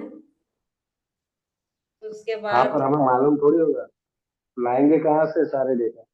और गूगल से लाएंगे सर, और यूट्यूब से और फेसबुक से, ये सब समाचार पत्र हो गया, किताब से भी। तभी यार सबसे ज्यादा लोग गूगल पे पहुंच जाते हैं। जी हाँ, सर। वो वहां पे आपको आसानी से मिल जाता है, पर अगर आपको कोई पुस्तक मिले ना, तो वो जी सबसे ज्यादा अच्छी बात है। पुस्तक से अगर आप लेंगे ना, तो आपको एकदम सचोट मिलेगा, जो 100% सही होगा। जी गूगल में क्या होता है, आपने डाल दिया अटल बिहारी वाजपेयी, तो मान लो मेरा ब्लॉग है, मेरा वेब है, उसके ऊपर जो मैंने लिखा है वो आपने पढ़ा, किसी और ने कुछ और लिखा होगा, किसी तीसरे ने कुछ और लिखा होगा। हाँ, लगभग 60-70% सबका एक ही जैसा होगा, पर जो 20-30% सबका अलग अलग होता है ना, वो सही है या गलत है, वो उसकी पुष्टि गूगल नहीं करता है। पर अगर आपके पास कोई पुस्तक है, तो उसमें जो भी लिखा हुआ है वो 100%। जी तो सबसे पहले हमें हमारे अंदर जो डेटा है, हमारे माइंड के अंदर जो हमने अपने एक्सपीरियंस से सीखा है, देखा है, उसका यूज कीजिए। उसके बाद पुस्तक, उसके बाद समाचार पत्र, फिर आपके दोस्त वगैरह, फैमिली मेंबर्स, और उसके बाद आप गूगल पे जाइए। जी अभी हम सर। क्या करते हैं, सबसे पहले गूगल पे चलते हैं। ठीक है, जी ओके। तो आपने 5 मिनट अगर आपको बोलना है, तो कितने मिनट की स्क्रिप्ट तैयार करनी होगी? क्या बोले सर? अगर 5 मिनट का आपको जी बोलना है पेज जी के सर। ऊपर, इलोक्यूशन कंपटीशन में, यानी कि वक्तृत्व स्पर्धा में, तो कितने मिनट का तैयारी करनी होगी? कम से कम तो 3-4 घंटे की तैयारी रहनी चाहिए।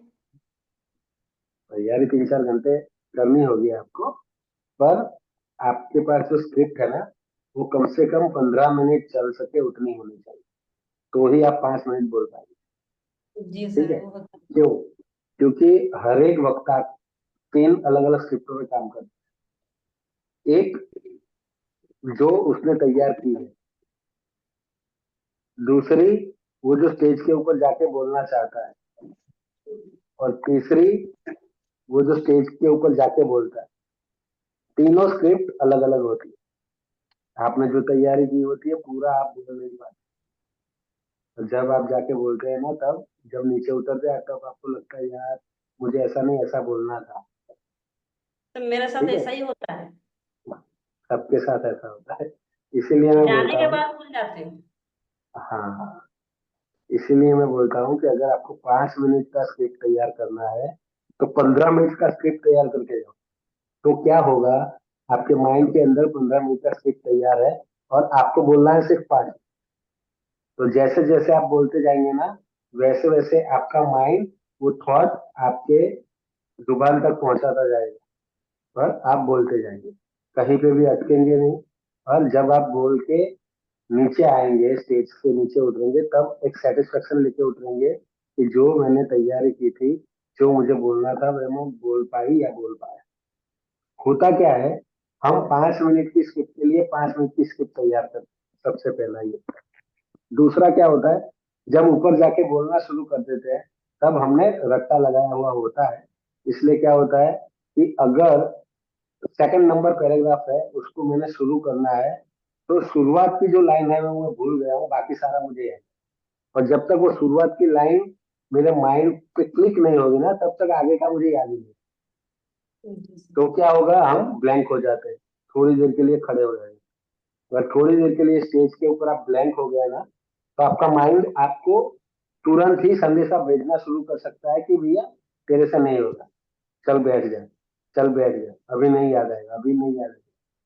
तब क्या होगा, आपके माइंड के पास सारी इंफॉर्मेशन है, फिर भी वो पास ऑन नहीं कर रहा है और आपको बोल रहा है कि आप बैठ जाओ। तब मैक्सिमम लोग क्या करते हैं, अपना कॉन्फिडेंस घुमा देते हैं और नीचे बैठ जाते हैं। इसके लिए सबसे बेहतरीन, सबसे अच्छी चीज ये है, 15 मिनट की तैयारी कीजिए। दूसरा, एक छोटा सा कागज अपने पास रखिए या फिर हाथ आपका है, वहां पे आपको मेन जो पॉइंट है वो लिखिए। 5 लाइन में मेन पॉइंट्स लिखिए, 5 अलग अलग पैराग्राफ की जो शुरुआत होती है ना, उतना सिर्फ लिख लीजिए।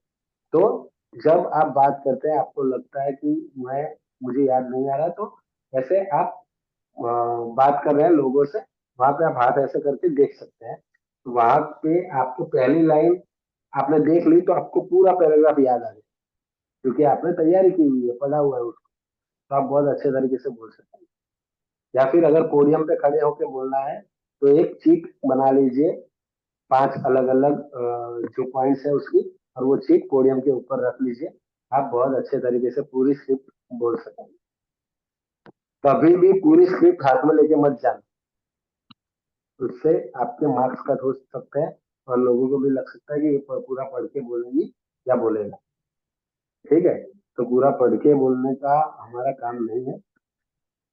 हमें क्या करना है, सिर्फ पॉइंट्स लिखने हैं और पॉइंट्स ही बताने हैं। ठीक है, चलिए। और इफेक्टिव पब्लिक स्पीकिंग के अंदर और कुछ जानना चाहते हैं?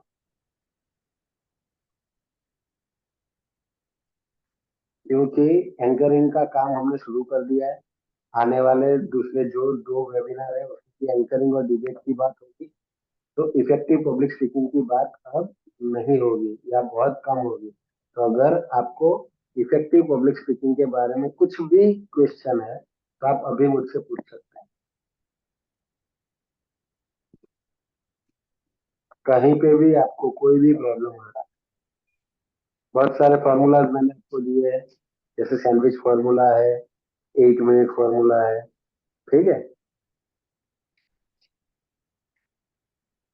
कोई भी चीज के बारे में अगर आपको पूछना है तो पूछ सकते हैं,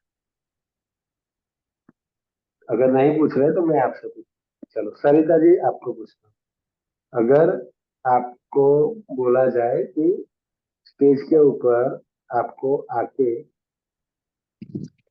पर्टिकुलर विषय के बारे में बोलना है, तो जो मैनेजमेंट आपको बुला रहा है बोलने के लिए, सबसे पहले आप उनसे क्या पूछेंगे?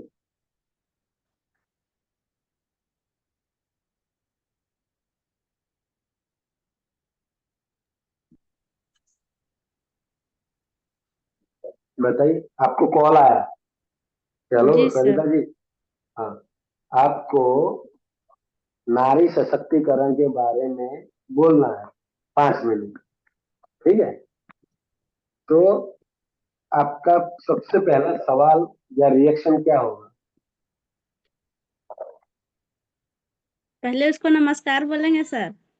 हम्म, उसके बाद हम उसको बताएंगे, उसको उससे पहले पूछेंगे कि आप कहाँ से हैं, कैसे हैं। उसके बाद हम महिला सशक्तिकरण के बारे में बताएंगे उसको।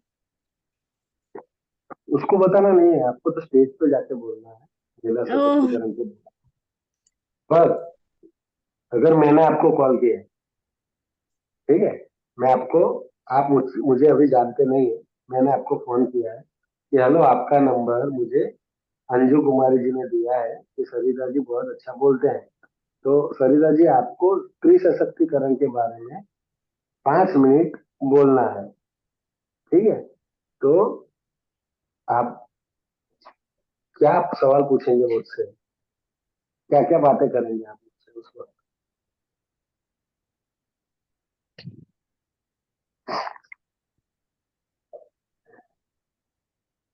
कोई और बता सकता हो तो वो बता दे।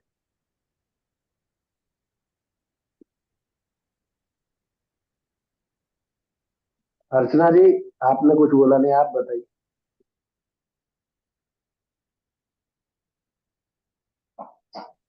जय जय अगर सर। आप, हाँ जय श्री, अगर आपको मैंने कॉल करके बोला कि स्त्री सशक्तिकरण के बारे में 5 मिनट आपको बोलना है, यस सर। तो आपका जवाब क्या होगा?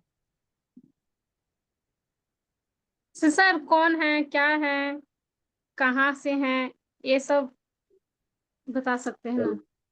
हाँ, आपने मुझे पूछ लिया आप कौन है, क्या है, कहाँ से बोल रहे हैं, मैंने बोल दिया, चलो बता दिया। उसके बाद उसके बाद फिर अपने से उसका उसके बारे में जानकारी देना है, फिर बताना भी है। क्या? जैसे शिक्षा के बारे में बताना, आधुनिक शिक्षा के बारे में जैसे हम बता रहे हैं, तो उसके बारे में जानकारी देना है कि पहले के लोग पढ़े लिखे नहीं होते थे, इस तरह से नहीं नहीं, फिर ये तो आप सब्जेक्ट पे चले गए, सब्जेक्ट पे तो बाद में जाना, स्टेज के ऊपर जाके सबसे पहले आपको क्या करना है मैं बताता हूँ।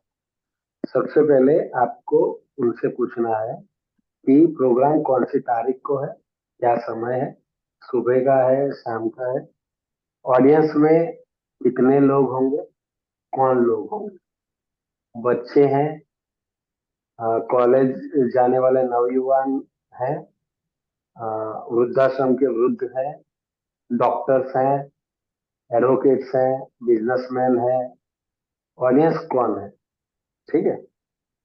तो सबसे पहले तो आपकी ऑडियंस कौन है वो आपको पता होना चाहिए, उस तरीके से आप स्क्रिप्ट बनाएंगे।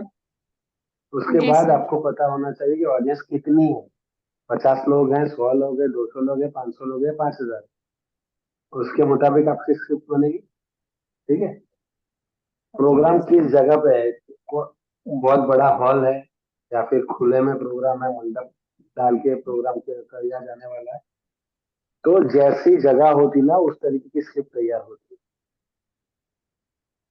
तो सबसे पहले नो योर ऑडियंस, यानी कि आपकी ऑडियंस क्या है, उनका एजुकेशन लेवल क्या है, उनकी उम्र क्या है, ये सारी चीजें आपको पता होनी चाहिए। अगर स्त्री सशक्तिकरण के बारे में बात करनी है तो ऑडियंस में महिला मंडल है तो आपका पूरा स्क्रिप्ट अलग होगा। ऑडियंस में अगर बच्चे हैं 1 से 10 क्लास तक के, तो आपका पूरा सब्जेक्ट बदल जाएगा। सब्जेक्ट तो वही है पर उसको बोलने का अंदाज बदल जाएगा ना। अगर जेंट्स हैं सारे और उनके सामने स्त्री सशक्तिकरण की बात करिए तो पूरा स्क्रिप्ट आपका चेंज हो जाएगा। तो ये बहुत जरूरी है, जब इफेक्टिव पब्लिक स्पीकिंग के बारे में आप काम करते हैं, आप स्क्रिप्ट बनाते हैं, तो सबसे पहले ये सारी चीजें आपको पूछ लेनी है, ठीक है? Yes sir. और किसी को, और किसी को कोई सवाल पूछना है ईपीएस के बारे में? बहुत दीजिए ना, जब मांगेंगे तब दीजिएगा। सर ईपीएस के बारे टीवी में का नहीं पॉइंट, सर ये पॉइंट को चेंज कैसे करेंगे कि वो बच्चा है तो उनके अनुसार कैसे बताना है, उसमें कौन कौन सा पॉइंट को चेंज करना है, महिला है तो उनके लिए पुरुष है तो उनके लिए किस तरह का मतलब उसमें पॉइंट और ऐड कर सकते हैं या उसको हटा सकते? देखिए, अगर बच्चे हैं 1 से 10 क्लास के, तो वहां पे जब आपका बोलने का जो स्टाइल होगा ना, वो स्टाइल होगा अथॉरिटी वाला। ठीक है, कि आप में एक अथॉरिटी है और आप उनको बता रहे हैं कि ये करना ही है, क्योंकि हम लोग ही उनमें संस्कार डालने वाले हैं। ठीक है, तो हम उनको सिखा रहे हैं इस टोन में बात करनी है, तो उस तरीके के से हमें स्क्रिप्ट बनानी है। ठीक है, जैसे एक शिक्षक अपने बच्चों को सिखाता है, अपने स्टूडेंट्स को सिखाता है। दूसरा, अगर आपके सामने महिला मंडल है जो आप ही की उम्र का है, तब आपको वो जो महिला है उनके ही अंदर, उनके ही ग्रुप की आप एक मेंबर है, उस तरीके से आपके दोस्त के साथ जब आप बात कर रहे हैं, तो जिस तरीके का टोन होना चाहिए, जिस तरीके की भाषा होनी चाहिए, उस तरीके का आपको स्क्रिप्ट बनाना है। ठीक है, तो उन लोगों को लगेगा कि नहीं, ये तो हमारे बीच की ही है। वहां पे आप ऑर्डर नहीं कर सकते, वहां पे आप उनके ऊपर इस तरीके से बात नहीं कर सकते जैसे आप बच्चों को सिखा सकते। वहां पे आपको नॉर्मल वे में बात करनी है, वहां पे आप हम लोग साथ मिलके करेंगे, उस तरीके से बात करेंगे, तो वो लोग आपसे कनेक्ट होंगे। वहां पे आप ऑर्डर नहीं दे सकते। ठीक है, तीसरा, अगर जेंट्स है तो जेंट्स के साथ जब बात करनी है, और आप लेडीज हैं, आप जो बोल रहे हैं, और नारी सशक्तिकरण के बारे में, तो हम कह के आप बात नहीं कर सकते, क्योंकि वो जेंट्स है, आप लेडीज हैं। उस वक्त आपको, जो लेडी है, जो नारी शक्ति है, उसका महत्वता क्या है, उसको आपको अलंकारिक शब्दों में लोगों के माइंड में, यानी कि उनके दिल में जगह कर जाए, ऐसी बातों को रखना है जिससे पुरुषों के अंदर एक भावना उत्पन्न हो, जिससे उनको लगे कि नहीं, नारी का भी उतना ही अस्तित्व है। जब आप लेडी के सामने बोल रहे हैं ना, तब आपको इसकी जरूरत ही नहीं है, क्योंकि सामने सारी लेडीज है, उन लोगों को पता है। तो उस वक्त आप मिलके क्या क्या कर सकते हैं, उस चीज पे ज्यादा जोर डालें। अगर जेंट्स है, तब नारी शक्ति का महत्व क्या है वो बताना बहुत जरूरी है। और अगर बच्चे हैं, तो आप डोमिनेट हो जाओ, आप जो बोलेंगे वही वो करने वाले हैं। तो इस तरीके से जैसे जैसे ऑडियंस चेंज होती है, वैसे वैसे आपकी स्क्रिप्ट चेंज होती है। ठीक है, चलिए, और कोई?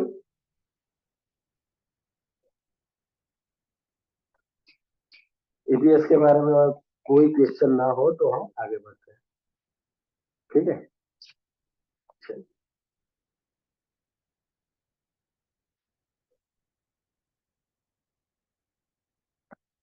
सेल्फ ग्रूमिंग और सौंदर्य कौशल।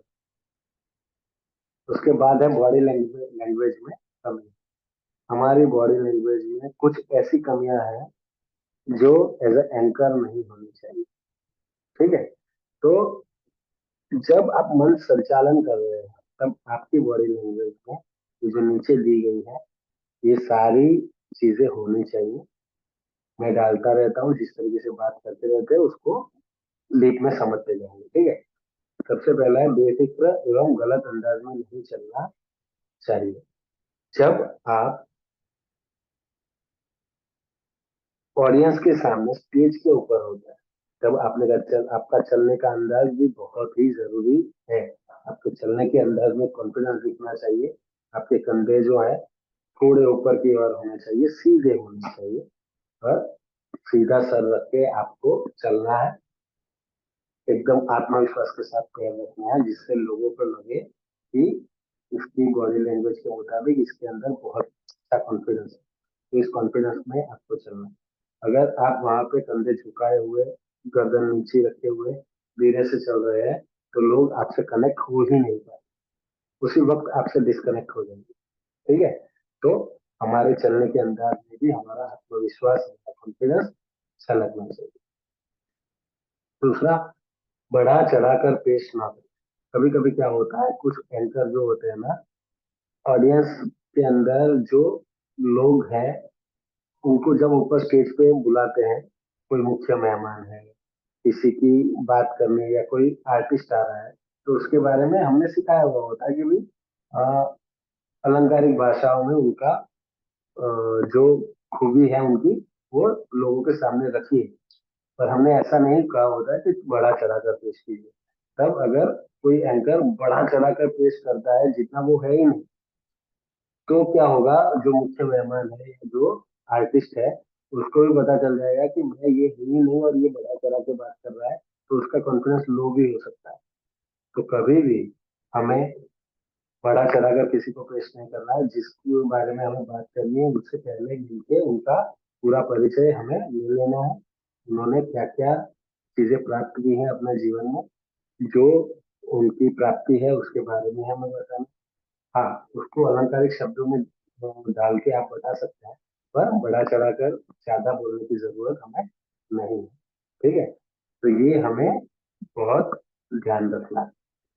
बार बार घड़ी को ना देखें। अगर आप एंकर हैं और बार बार घड़ी को देखते हैं तो क्या होगा, ऑडियंस में जो लोग आए हैं ना, उन लोगों के पास भी टाइम नहीं है। वो लोग भी अगर आप घड़ी देखेंगे तो उनका ध्यान भी टाइम पे जाएगा, क्योंकि जो लोग वहां पे आए हैं उनको भी ये प्रोग्राम खत्म होने के बाद 2 दिन और काम है बाजार में, वो खत्म करके अपने घर जाना। तो अगर आप घड़ी को देखेंगे उनका ध्यान समय पे चला गया, तो वो भी अपनी घड़ी देखेंगे और उनका माइंड वहां पे चला जाएगा जो उनको काम करना है ये प्रोग्राम खत्म होने के बाद। तो अगर उनका ध्यान वहां पे चला गया तो वो यहाँ से डिस्कनेक्ट हो जाएंगे और सोचने लगेंगे कि अब मुझे ये जाना है, कितना जल्दी निकलूं तो ये काम हो जाए। तो हो सकता है बहुत सारी ऑडियंस खाली भी हो जाए।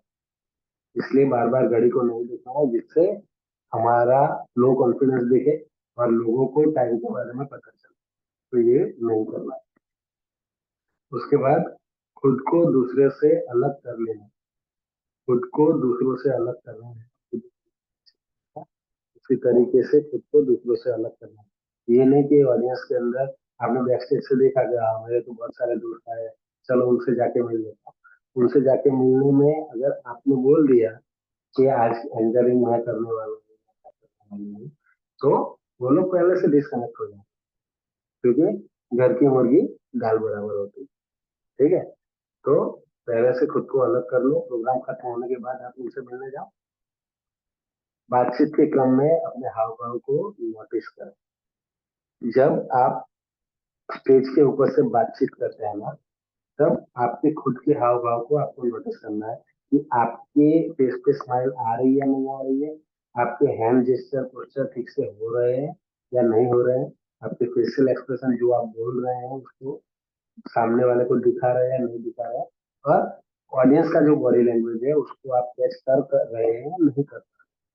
इन सभी चीजों को आपको नोटिस करना है और उसको सुधारने की कोशिश कॉन्स्टेंटली करनी है। ठीक है, तो जब आप बातचीत करते हैं तब आपको पता चल जाता है कि ये इस जगह पे मुझे थोड़ी और मेहनत की जरूरत है। तो वो आपको प्रैक्टिस प्रैक्टिस प्रैक्टिस करते रहना है, और जो जहाँ पे आपकी गलती हो रही है ना, उसको ज्यादा से ज्यादा प्रैक्टिस करके जल्द से जल्द दूर करने की कोशिश करें। हद से ज्यादा सर हिलाना भी गलत है। आप जब ऑडियंस के साथ कनेक्ट हो रहे हैं ना, तो बहुत सारे लोग क्या करते हैं, इस तरीके से उनका सर हद से ज्यादा हिलता है, वो नहीं होना चाहिए। आपको बहुत ही अच्छे तरीके से अपने सर को कम हिलाना है। अगर किसी से बात हो रही है, आई कांटेक्ट हो जाता है, तो आप इस तरीके से सर ऐसे कर सकते हैं। पर आई कांटेक्ट जब आप करते हैं ना, तब 25, 30, 35 लोगों के साथ एक साथ आई कांटेक्ट कर रहे हो, उस तरीके से आपको सिर्फ बीच में देखना है। किसी के साथ हाथ ऐसे नहीं मिलानी है जिससे उसे लगे कि आई कांटेक्ट नहीं, ये तो आई कॉन्ट्रैक्ट हो रहा है। यानी कि किसी को घूरना नहीं। ठीक है, तो आपके हाव भाव को नोटिस करना है और हद से ज्यादा सर को नहीं हिलाना। वो भी गलत बॉडी लैंग्वेज जाती है लोगों के साथ। उसके बाद बार बार बाल ठीक करना गलत माना जाता है। बहुत सारे जो बहनें हैं ना, वो एंकरिंग कर रही होती है तो बाल खुले रख लेती है, बनाती नहीं है, क्योंकि उसमें वो उनको लगता है कि वो उसमें ज्यादा अच्छे लगता है। कुछ बहनें ऐसी होती भी है जिनका फेस कट ऐसा होता है जो खुले बालों में अच्छा लगता है।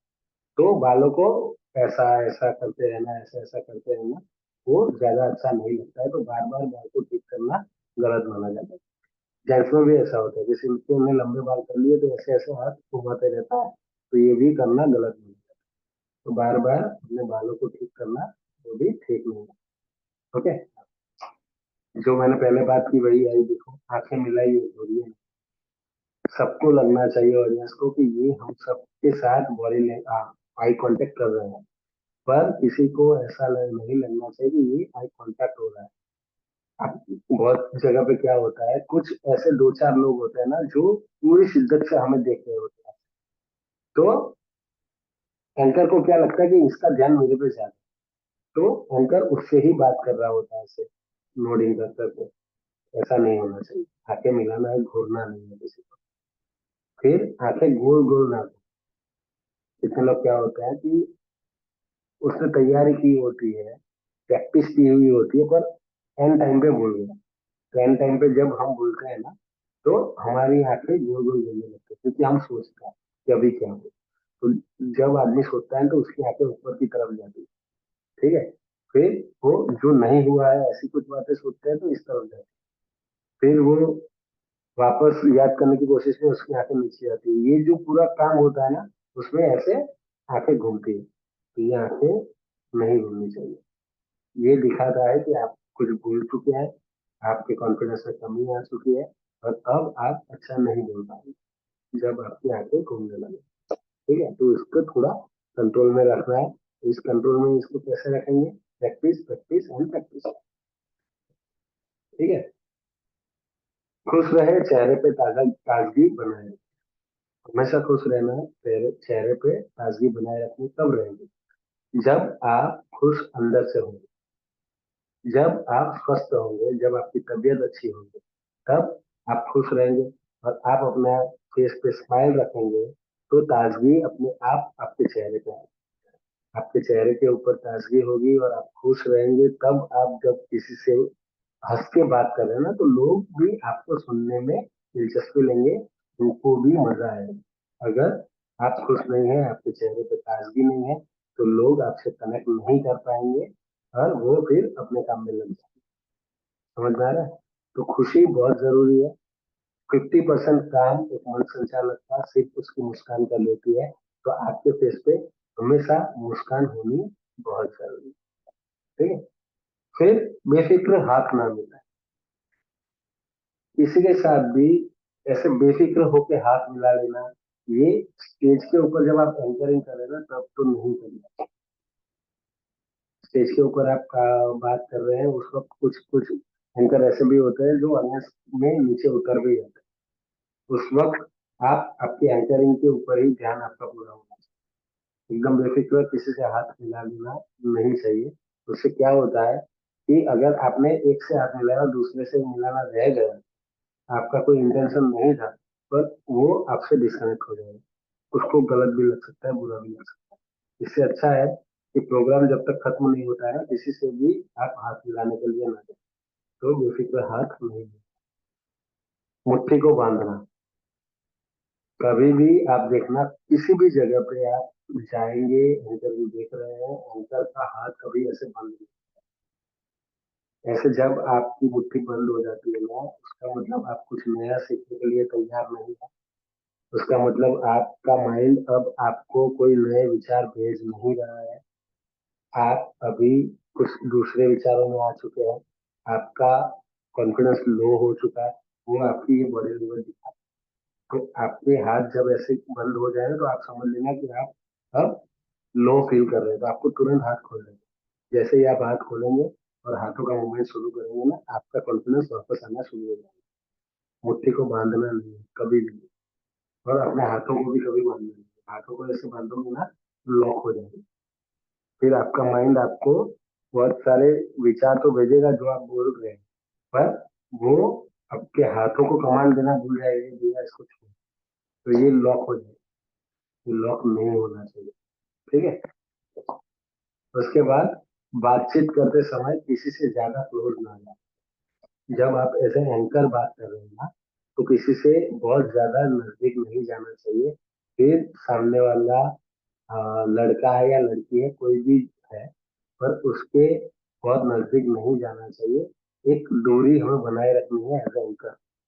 ठीक है, तो ही लोग आपको अच्छे तरीके से सुनेंगे और आपको सीरियसली समझ में आए। चलिए, तो मैंने जो ये बातें आपको सिखाई आज, उसके बारे में कोई क्वेश्चन है किसी को? कोई भी सवाल हो तो पूछ लीजिए प्लीज।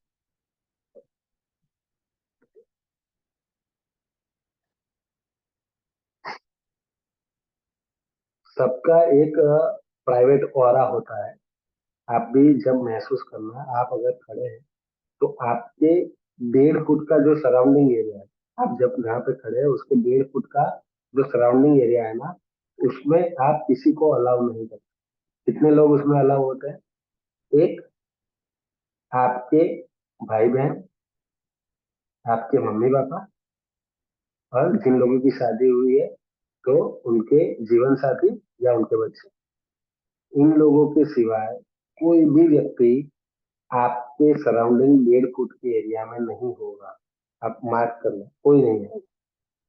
और अगर किसी ने आने की कोशिश की तो आप खुद ही पीछे चले जाएंगे, या फिर आपको अच्छा नहीं लगेगा, आपको फील होगा बुरा।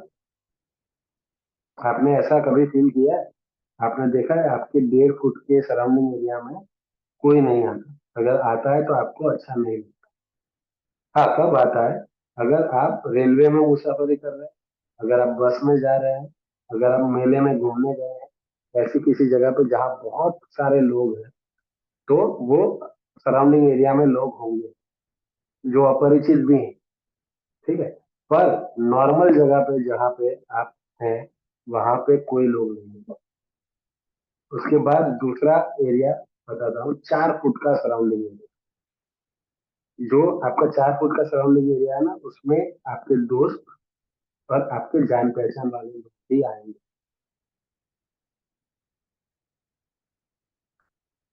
ये बहुत जरूरी बातें सिखा रहा हूँ, लिखना। 1.5 फुट का अंतर जो है सराउंडिंग, उसमें सिर्फ आपके फैमिली मेंबर्स, आपके बच्चे, आपको पति पत्नी, आपके मम्मी पापा, भाई बहन, इसके अलावा कोई नहीं है। और 4 फुट का जो सराउंडिंग एरिया है उसके अंदर आपके दोस्त और आपके परिचित जो लोग हैं वही आएंगे, कोई अपरिचित नहीं आएगा। है ना? तो ये सबका एक ऑरा होता है, सबका एक ये सर्कल बना हुआ होता है। तो उसी तरीके से ऐसे एंकर जब आप काम करते हैं तब आप किसी के भी कंफर्ट जोन के अंदर नहीं जा सकते, 1.5 फीट के ज्यादा नहीं आ सकते। मैं तो कहता हूँ 4 फीट का अंतर आपको रखना ही रखना है किसी के भी साथ। ठीक है, तो किसी से ज्यादा नजदीक जाके बात नहीं करनी है। ऐसे एंकर किसी से हाथ मिलाने की जरूरत नहीं है। सब लोग आपके साथ, जितनी भी ऑडियंस जुड़ी है, सब लोग एक ही जैसे हैं। उस तरीके से आपको ट्रीट करना है ऑडियंस को, तो ही ऑडियंस आपको सीरियस लेगी। आप एक दो लोगों के साथ हाथ मिलाएंगे, एक दो से ज्यादा बात करेंगे और दूसरे लोगों से ज्यादा बात नहीं करेंगे, तो जिससे आप बात नहीं कर रहे ना वो डिस्कनेक्ट होगी। ठीक है, चलो, और कोई क्वेश्चन जो आज सीखा उसमें से?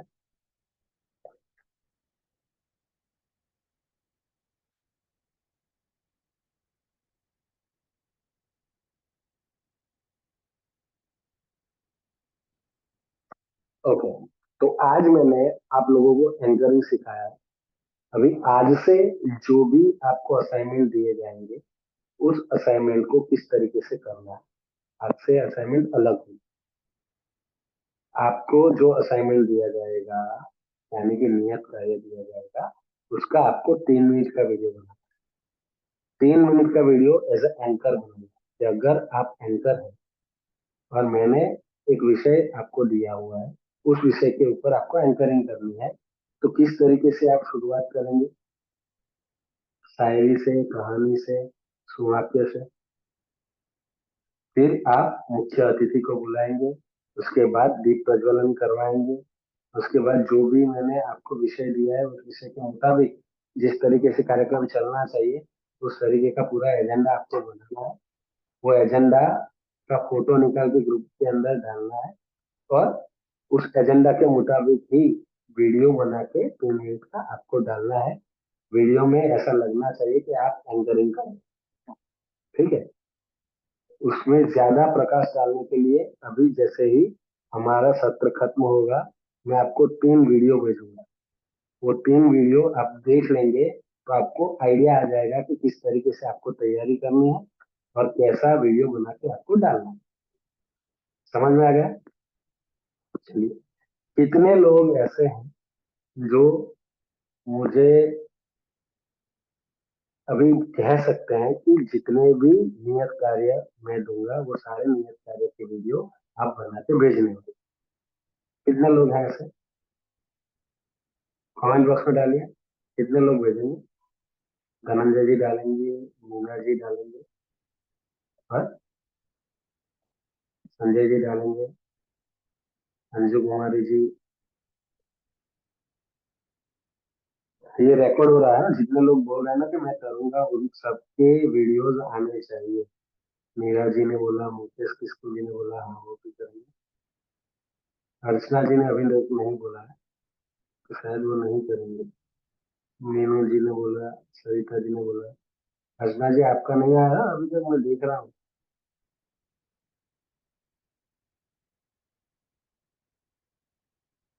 इतना बोलने के बाद तो डाल देना चाहिए।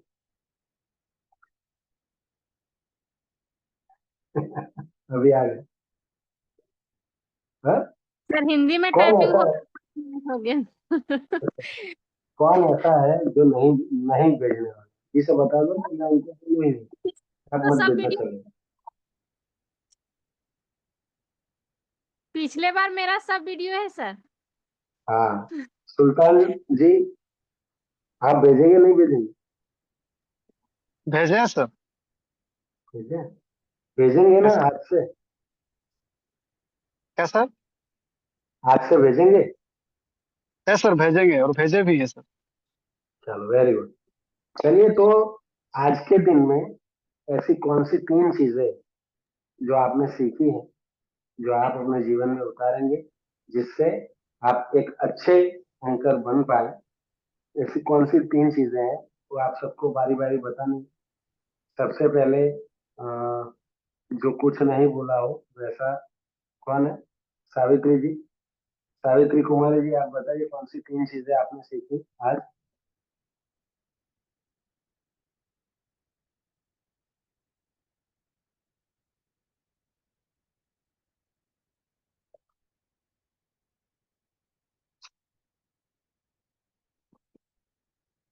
सावित्री जी आपका माइक बंद है, उसे अनम्यूट कीजिए। आई होप, मैं आशा रखता हूँ कि आपने सुना होगा पूरा आज का वेबिनार, और उस वेबिनार के मुताबिक आपको बताना है। आप तो डिस्कनेक्ट करके ही चलेगा। सावित्री जी अपने आप को अनम्यूट कीजिए। हाँ, अब बताइए कौन सी 3 चीजें हैं जो आज आपने सीखी? सर नहीं हो रहा है सर।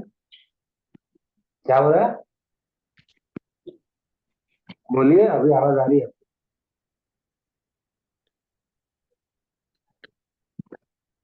क्या बोले सर? आज के दिन में जो मैंने सिखाया आपको एंकरिंग, उसमें से कौन सी 3 चीजें ऐसी है जो आपको सबसे अच्छी लगी?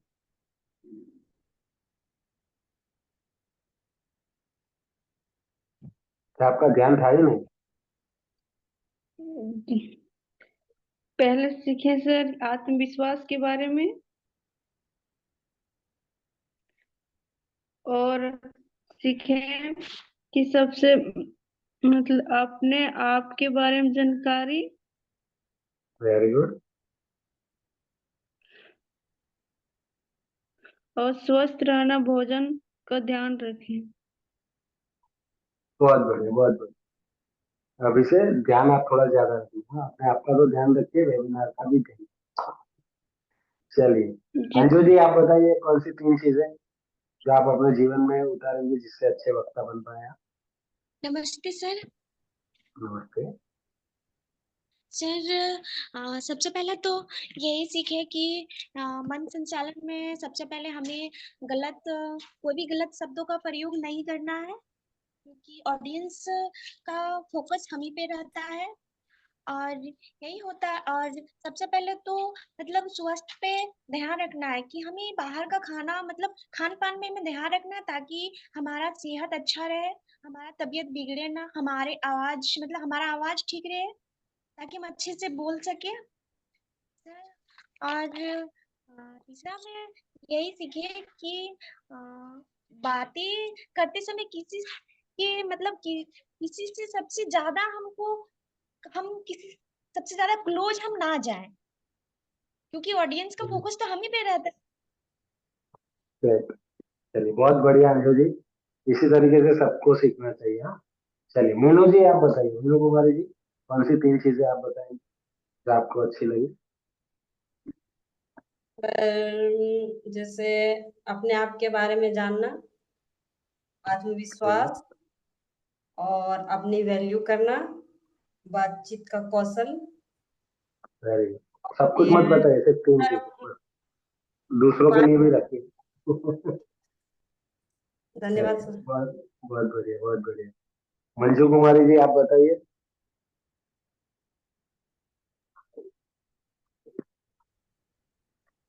रिपीटेशन नहीं होना चाहिए।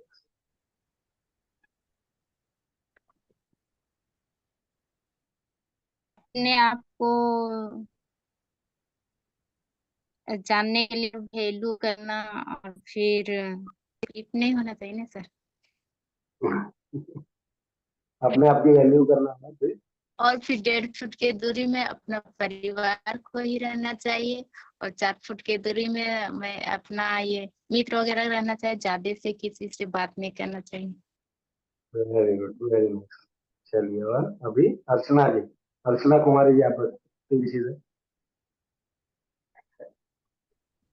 सर अपने आप के बारे में जानना, अपनी वैल्यू रखना खुद के बारे में, और अपने स्वास्थ्य और भोजन का ध्यान रखना। बार बार घड़ी नहीं देखना, जैसे एंकरिंग करने जाते हैं तो घड़ी नहीं देखना चाहिए, और फिर कंधे अपना शरीर को अच्छे से करके जाना चाहिए, अपने कपड़े भी सही से पहन के जाना चाहिए। वेरी गुड, बहुत बढ़िया। चलिए मीना देवी जी आप बताइए। जय जिनेंद्र सर। जय जिनेंद्र। आज हमने सीखा सर कि मतलब मुख्य अतिथियों को स्वागत कैसे करना है उसके बारे में सीखे, आत्मविश्वास के बारे में, और सबसे अलग तरीके से रहना कैसे रहना है उसके बारे में सीखे, और और स्वस्थ रहना, भोजन का ध्यान रखें ताकि, और अपने आप से प्यार करें, ये सब के बारे में सीखा सर। बहुत अच्छा, लैंग्वेज बढ़िया के बारे बढ़िया। में भी। मीरा जी आप बताइए, मीरा कुमारी जी। जय जिनेंद्र सर। जय जिनेंद्र।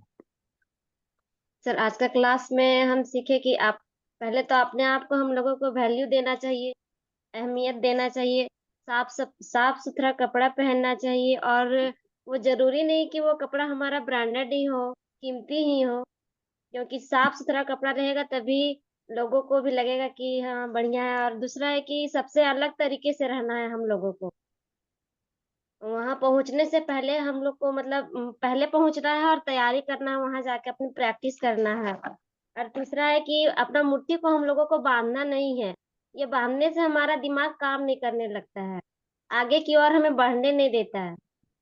गुड, बहुत बढ़िया। Thank you. चलिए सरिता कुमारी जी आप बताइए। जय जिनेंद्र सर। जय जिनेंद्र।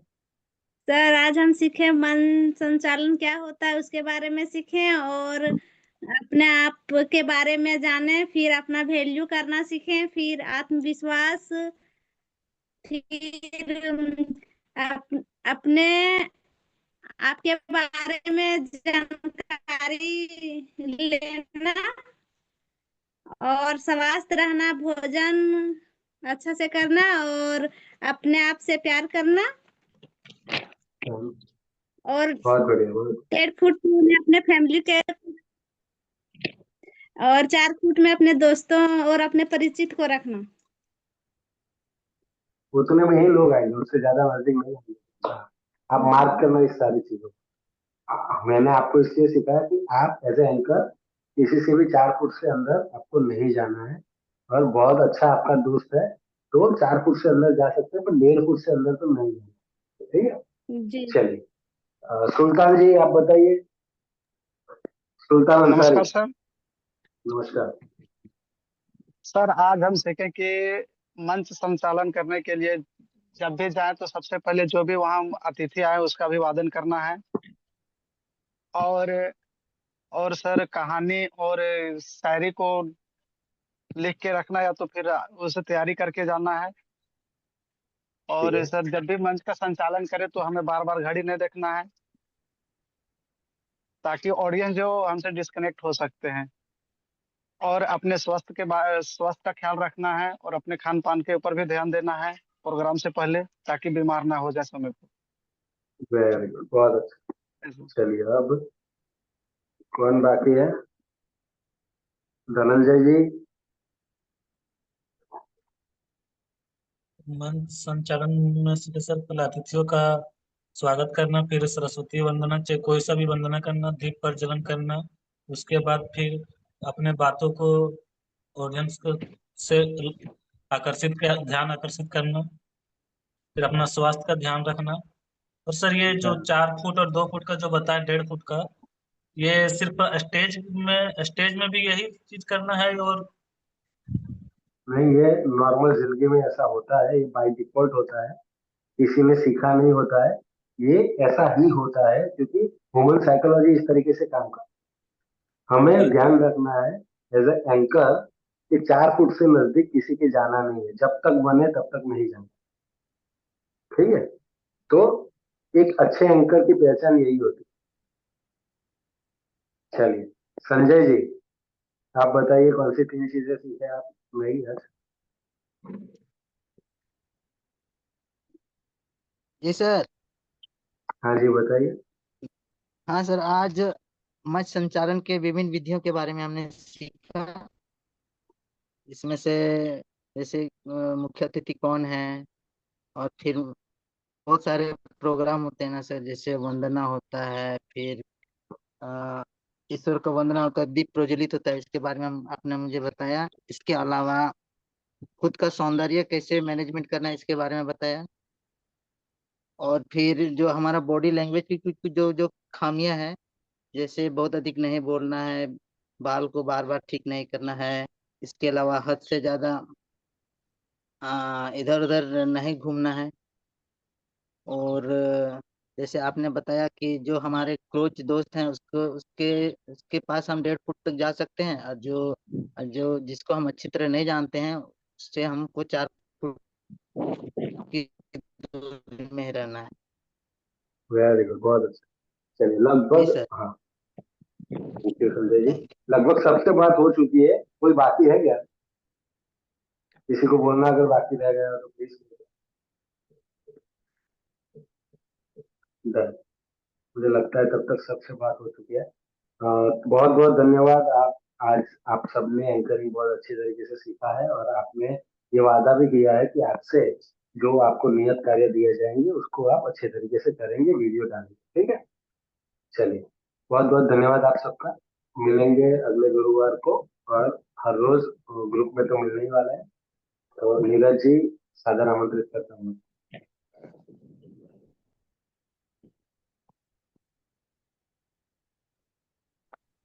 जी सर, बहुत बहुत धन्यवाद। और हमारे सभी पीएस ग्रुप से जुड़े शिक्षक प्रशिक्षणार्थियों का, क्योंकि पिछला सत्र हमारा तकनीकी असुविधा के चलते या पावर के चलते नहीं हो पाया था, उसको आज कवर किया है। और आप सभी ने बताया भी है आज के सत्र में आपने क्या सीखा है। और उम्मीद है कि जो सत्र आप लोग ले रहे हैं ये एक प्रभावी वक्ता बनने की श्रृंखला में आपके लिए बहुत ही महत्वपूर्ण साबित होगा। और मैं इतना जरूर कहना चाहूँगा कि जब कभी भी आपको बोलने का अवसर मिले तो आप उसको गंवाएं मत। उसमें जो आपने सीखा है उसका उपयोग करके वो अपने किरदार में लाने की जरूर कोशिश करें। तभी आप एक प्रभावी वक्ता बन पाएंगे। जब तक जो चीज़ें सर ने आपको बताई हैं वो किरदार में लाने की बहुत ही जरूरत है। तो हमारे जो वेबिनार हैं वो समाप्ति की ओर हैं। हम चाहेंगे कि जो अभी शिथिलता हमें प्रतीत हो रही है कि नियत कार्य को लेके, तो उसको आप बहुत ही गंभीरता के साथ जरूर लें। क्योंकि जब कभी सर के द्वारा वीडियो बना के शेयर करने को आपको नियत कार्य दिया जाता है तो उसके पीछे कहीं ना कहीं एक लॉजिक जरूर छुपा रहता है आपकी अंदर की छुपी भावनाओं को बाहर व्यक्त करने का। तो और टॉपिक भी बहुत अच्छे सर के द्वारा शेयर किए जाते हैं। उन टॉपिक पर आप को वीडियो बनाते हैं। तो हमारा कहने का मतलब ये है कि जो भी शिक्षकगण अभी इस चीज से नहीं जुड़े हैं उससे जुड़ें। क्योंकि 2 वेबिनार का सत्संग और रह गया है सर का। तो हम चाहेंगे कि बाकी के जो वेबिनार बचे हैं उनमें आपका जो अ, जो सीखा है वो एक निखार के तौर पे बाहर आए, ऐसी हम अभिलाषा रखते हैं आप सभी से। क्योंकि समय हो चला है, हम पुनः ईश्वर की वंदना करते हुए आज के सत्र को विराम देंगे। आप सभी अपने दोनों हाथों को जोड़ लेंगे, प्रार्थना एवं वंदना की मुद्रा को धारण करेंगे। पंच परमेष्टि भगवान की जय। जिसने राग देश का मालिक जीते सब जग जान लिया, सब जीवों को मोक्ष मार्ग का निश्चय उपदेश दिया। वो वीर जन हरिहर ब्रह्म या उसको स्वाधीन कहो, भक्ति भाव से प्रेरित हो यह चित्त उसी में लीन रहो। इसी मंगल भावना के साथ आपके मंगल दिवस की कामना के साथ एक बार पुनः आप सभी के लिए बहुत बहुत धन्यवाद। जय जिनेन्द्र, जोहार, नमस्कार।